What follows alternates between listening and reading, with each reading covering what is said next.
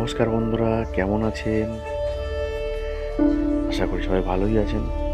পাহাড়ের সৌন্দর্য, আর পাহাড়ের সৌন্দর্য মানে সকালের সে সূর্যোদয়।